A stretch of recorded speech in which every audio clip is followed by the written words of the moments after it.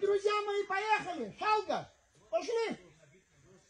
Все, перерывчик закончился. Кофе выпили. Продолжаем работу. Вы кофе не выпили. Шалга! Вот! Сегодня 29 августа 2025 года. Завершился 4-й сезон археологических раскопок храмового комплекса Джилуя в селе Анхуа. Все, что мы в течение 4 лет мы раскопали, вот здесь сейчас вы видите, все мы это перекрыли для сохранности, потому что здесь имеются и фрески и так далее. В этом году, в 4-м сезоне, наша работа началась вот с этого угла. Это стена, южная стена основной церкви. Значит, и мы продолжили сюда. И для нас очень важно было открыть восточную или стену, или апсиду церкви. Как вы видите, значит, апсида ровная, полукруг вписан внутри. Это очень важная архитектурная деталь для датировки храма, для определения его архитектурных особенностей. К сожалению, вот в этой части практически не осталось облицовочных камней. Значит, вот здесь мы видим фундамент, вот ступенчатый переход. Но, слава Богу, где-то от середины восточной стены уже сохранилась кладка, значит, облицовочных камней. Здесь, вот в этих квадратах, ну, здесь вся территория поделена на 340 квадратов, вот в этих квадратах, то есть за восточной алтарной стеной, были следующие находки. Вот здесь была найдена золотая подвеска. Дальше были обнаружены большое количество пряжек из различного металла, различных форм. Кости, человеческие останки разбросанные, немного не в анатомической последовательности. Но когда мы наткнулись на погребальную камеру или гробницу, вы сейчас видите, значит, внизу мы расчистили его, сделали специальные подпорки и сверху покрыли таким специальной фанерой. И камни, как они лежали, камни перекрытия, мы их выложили, вот как вы сейчас видите. Таким образом, мы стали понимать картину, что, к сожалению, было несанкционированное проникновение в эту камеру, или, говоря простым языком, черные копатели туда залезали, или любители найти сокровища, да? Люди, которые искали сокровища, так правильнее говорили в 19-20 веке. Так вот, они оттуда повыбрасывали вот эти все артефакты, которые были найдены с наружной стороны.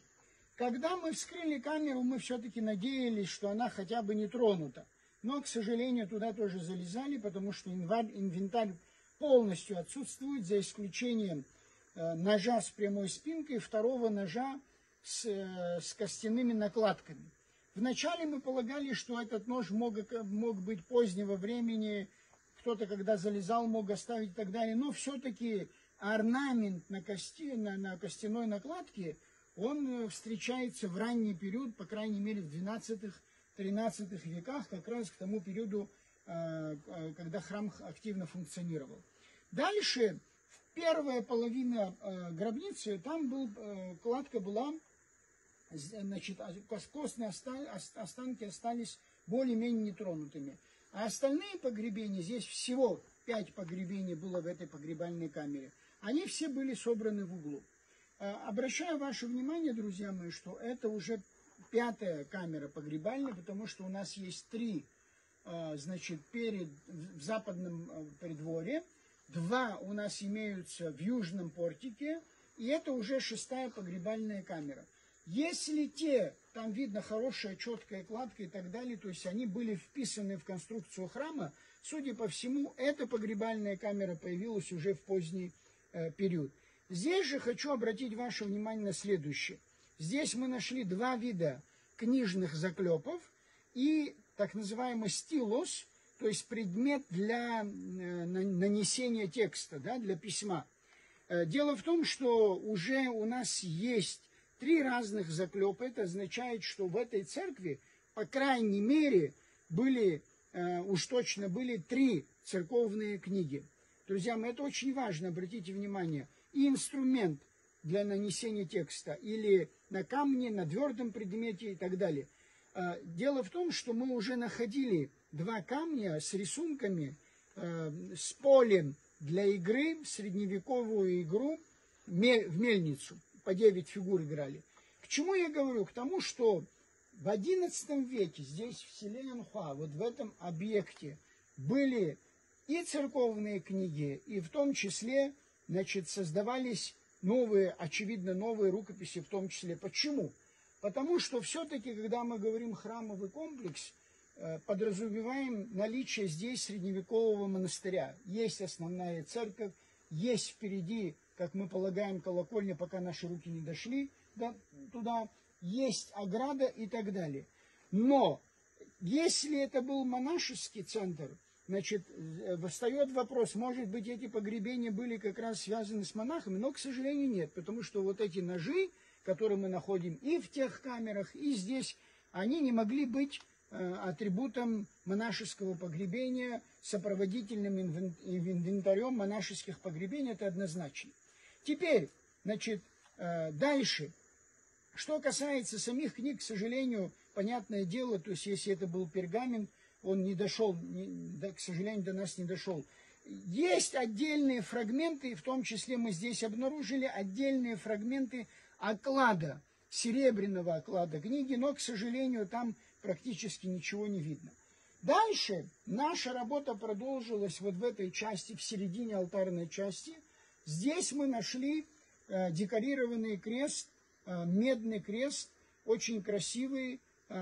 И в ходе, друзья мои, поймите, сейчас у нас идут полевые работы. Мы не всегда, у нас есть возможность прямо здесь выяснять, к какому времени относится. Это все потом делается камералка, пишутся статьи, монографии и так далее, находятся аналоги, сравнивается. Это все, вся работа нам предстоит еще впереди.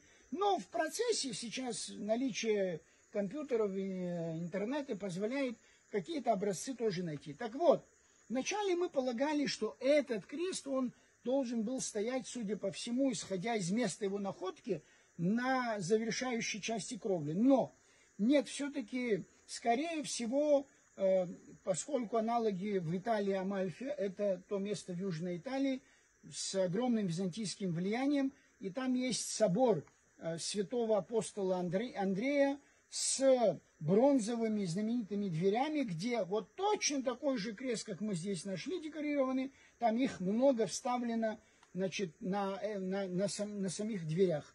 Вот это очень удивительная вещь. Кстати сказать, поверх креста тоже имеется такая ровная плоскость, видимо, нужно было его куда-то подогнать. И наличие сквозных дырок, они означают, что он куда-то закреплялся. Но почему он оказался здесь, это большой вопрос, дальше мы будем выяснять. Но вот эти кресты, которые в Италии, они были привезены, они датируются XI веком, и здесь тоже эта датировка совпадает, они были привезены из Константинополя. Дальше мы продвинулись, значит, в северо-восточную часть. Слава Богу, здесь вот видно, что фундамент, основа, ступенчатый переход, стены, слава Богу, они сохранились. И мы доходим вот до восточной стены северного предела. Здесь я хочу обратить ваше внимание на следующее. В 2017 году, когда я посмотрел списки памятников истории культурного наследия, который составлял Вианор Пачулия еще в 60-х годах 20 века, там была обозначена вот эта церковь, как церковь в селе Веселовка XI-XII века с росписями и так далее. И вот здесь присутствует в нашей группе Дима Бебия.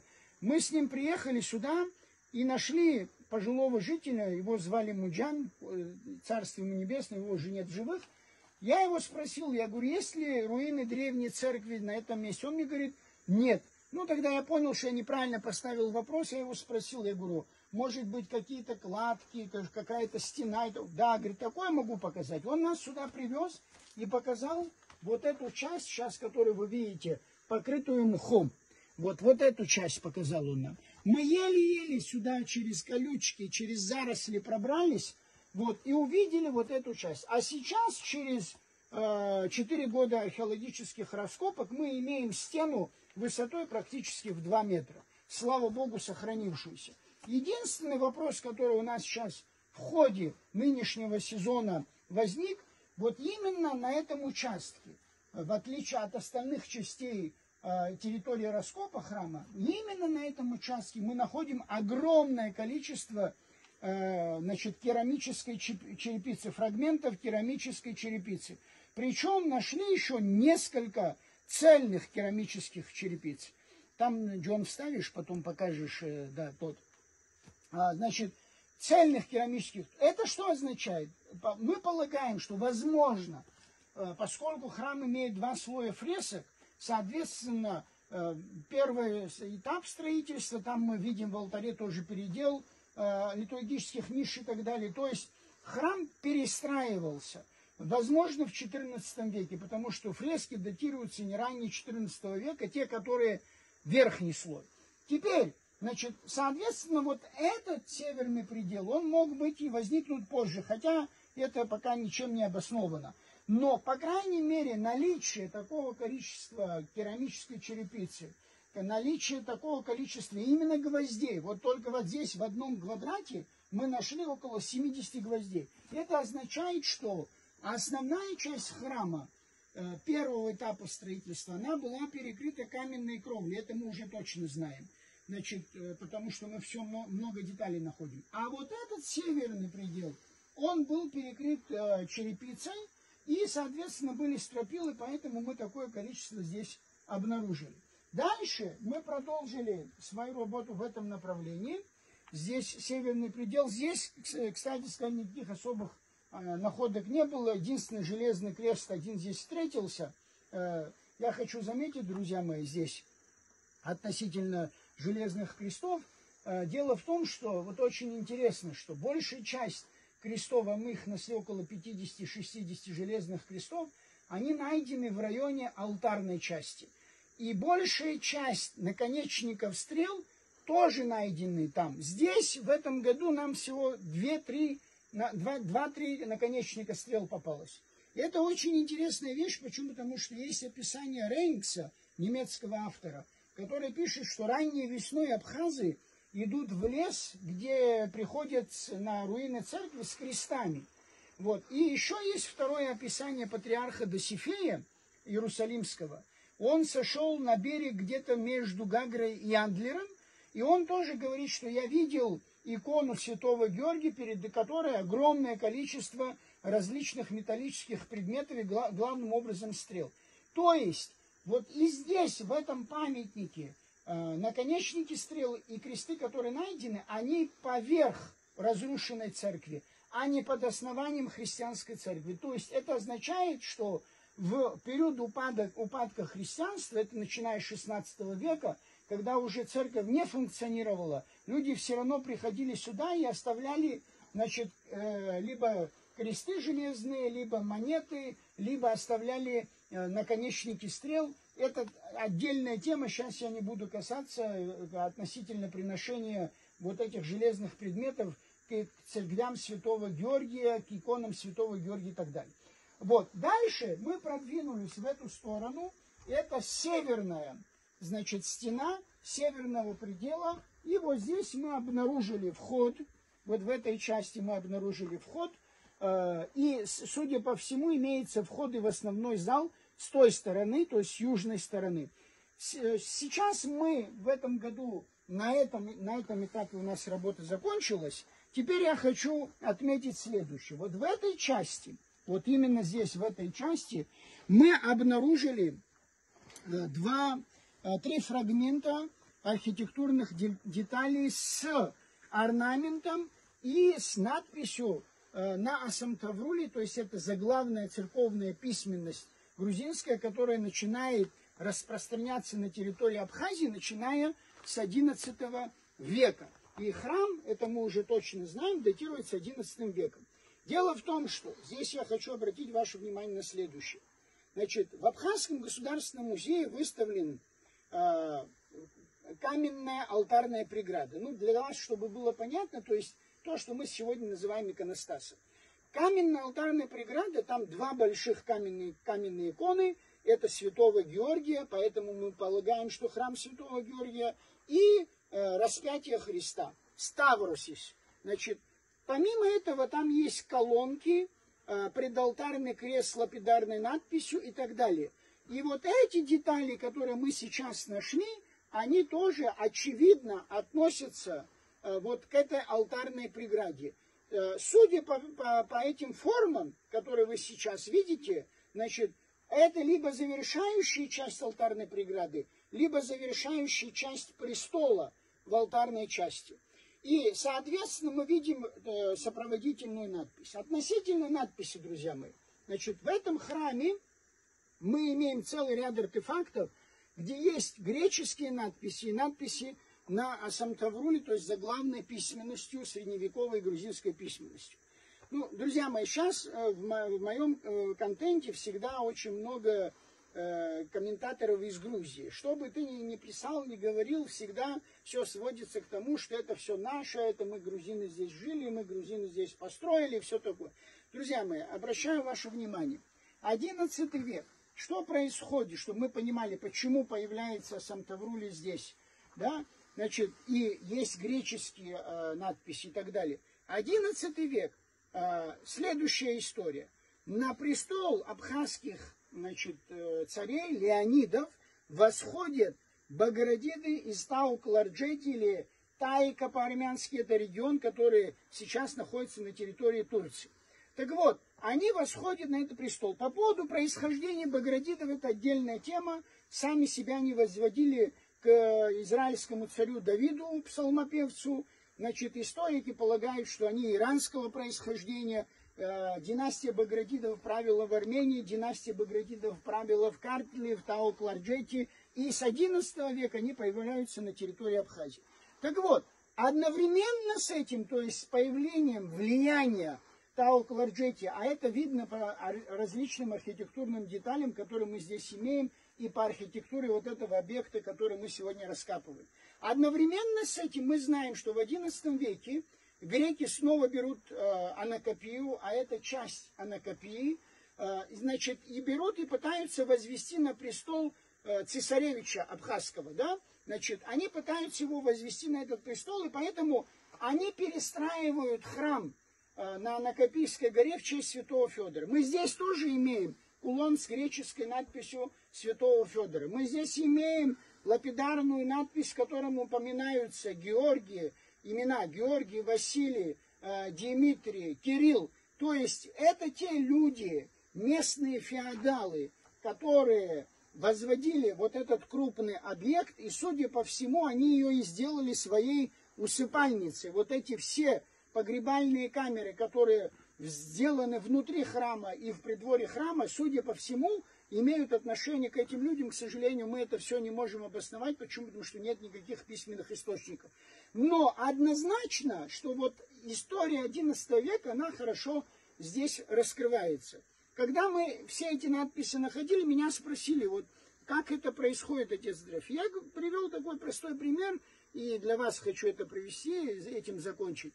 Я говорю, вот сейчас мы работаем в 21 веке, в 2025 году. Значит, вот это археологическим объектом занимаются абхазцы. И Гарик Сангулия, и я, значит, и остальные ребята, которые помогают. В нашей группе есть русские, есть армяне, да, значит, которые участвуют в этой группе. Но мы все здесь общаемся на русском языке. Сейчас я делаю трансляцию на русском языке.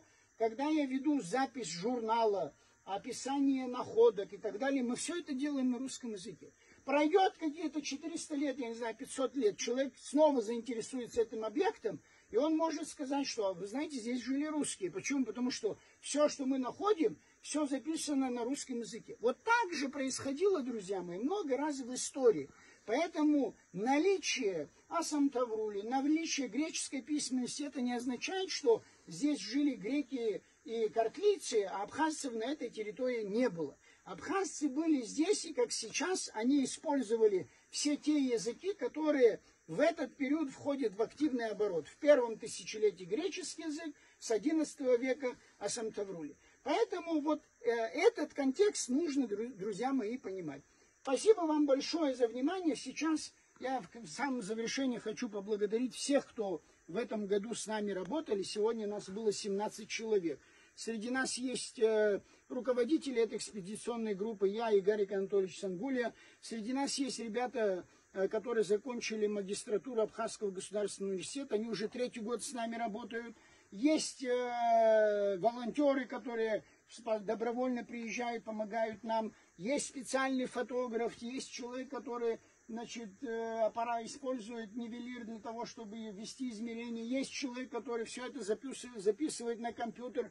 И есть те люди, которые нам готовят. Без этого тоже ничего не получится. Вот всех я хочу поблагодарить. И даст Бог, в будущем году начнется 5-й сезон. И мы продолжим. Сегодня, когда я сейчас снимаю, друзья мои, эту передачу, когда мы закончили, уже все разъезжаются, и они все говорили: отец Дорофей, ну интересно же, вот эти архитектурные детали, еще дальше. Я говорю, да, все это интересно, но нам еще предстоит большая камеральная работа, то есть помыть, почистить, описать, зафиксировать, зашифровать и так далее. Вот это что же у нас займет еще 2 недели. Но я надеюсь, что даст Бог, вот этот очень важный объект мы завершим, и здесь у нас будет великолепный открытый музей. И помимо этого, в ноябре, даст Бог, в День памяти Святого Георгия, очередной памяти, потому что в году мы несколько раз празднуем, я смогу приехать со своими прихожанами и впервые за 500-600 лет здесь совершить богослужение. Благодарю вас за внимание.